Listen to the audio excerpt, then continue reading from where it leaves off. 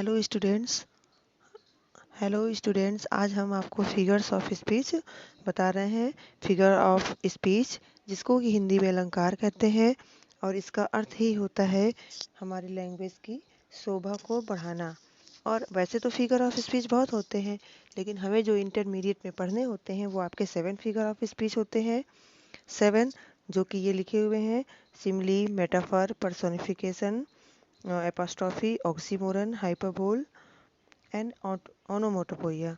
और आप in figure of speech को भूल ना जाएं, आपको याद रहे कि हमें ये पढ़ने हैं।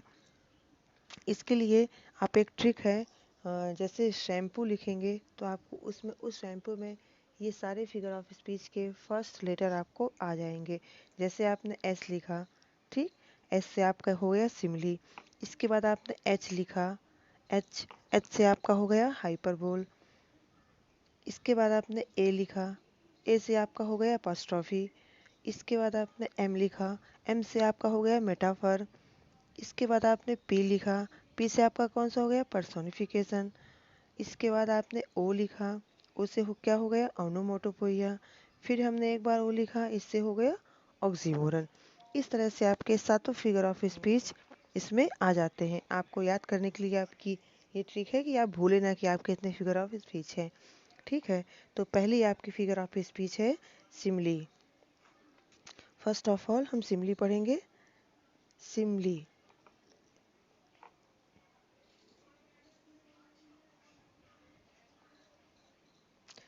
देखिए simile, simile is a comparison between two objects of different kinds which have at least one point in common और the words as like so are used.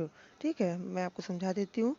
Simli एक ऐसी फिगर ऑफ स्पीच है जिसमें दो ऑब्जेक्ट्स, दो वस्तुओं की तुलना की जाती है और उनमें कम से कम एक पॉइंट ऐसा होता है जो कॉमन होता है, जो हमारे कंपैरिजन का कारण बनता है। और इसकी अच्छी पहचान होती है कि इसमें हमारे जो वर्ड्स हैं एज, लाइक या सो, इनका इस्तेमाल ज़रूर होता है। अगर इनका इस्तेमाल है आपके सेंटेंस में, इट मीन्स ये सिमली है। जैसे हम इस एग्जाम्पल को लेते हैं,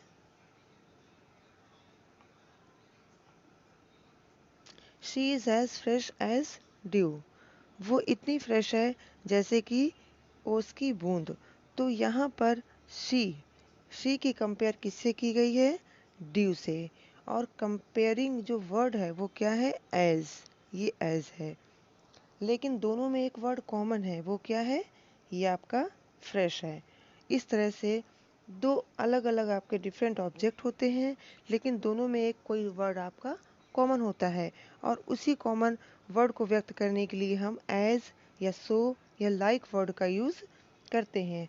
हम दूसरा एग्जाम्पल देख लेते हैं। It droppeth, it droppeth as the gentle rain from heaven. It droppeth, ये ऐसे गिरती है एज, जैसे कि वर्षा गिरती है, फ्रॉम हेवन। इट यहाँ पर मर्सी के लिए आया है। मर्सी एक पोयम हुआ करती थी आपके कोर्स में है, तो इस पोयम के लिए आया है कि मर्सी के लिए कहा गया ये ऐसे क्रिएट होती है, ऐसे नेचुरल आती है जैसे कि आसमान से पानी गिरता है। तो यहाँ पर कंपेयर की गई है हेवन की इट से, और दोनों में जो कॉमन पॉइंट है वो है जेंटल। इसी तरह से हम अदर एग्जांपल्स ले लेते हैं। और एग्जांपल है जैसे he is as brave as lion, वो इतना बहादुर है जैसे कि शेर। तो यहाँ पर उसकी तुलना शेर से की गई है और उसका जो कंपेयरिंग जो एक ऑब्जेक्ट है जो दोनों में कंपैरिजन बता रहा है वो है ब्रेव। ब्रेव एक ऐसा वर्ड है जो दोनों में कॉमन है। जैसे life is like a dream, इसमें भी एक लाइक वर्ड का यूज किया गया है, लाइफ को ड्रीम की तरह कहा गया है। Now we come to the next figure of speech, metaphor. और आपका मेटाफर सिमली में बहुत ही ज़्यादा कंपैरिजन है। बस इतना ही अंतर है कि इस मेटाफर में ये जो आपके वर्ड्स हैं एज, लाइक और सो, ठीक, एज, लाइक और शो इन वर्ड्स का यूज़ नहीं होता है। सिमिली में इन वर्ड्स का यूज़ होता है। तो मेटाफर एक ऐसी फिगर ऑफ स्पीच है जो कि है स्टेटेड एज द वन, जैसे लाइफ इज अ ड्रीम। ठीक है, लाइफ इज अ ड्रीम, जीवन एक स्वप्न है।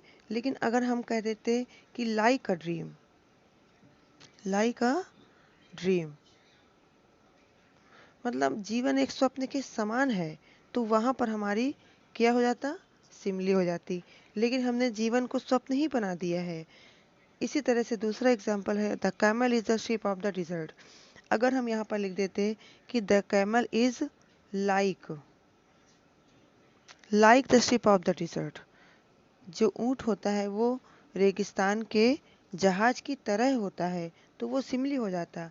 लेकिन यहाँ पर हमने ऊँट को रेगिस्तान का जहाज ही मान लिया है, इसलिए यहाँ पर ये मेटाफर है।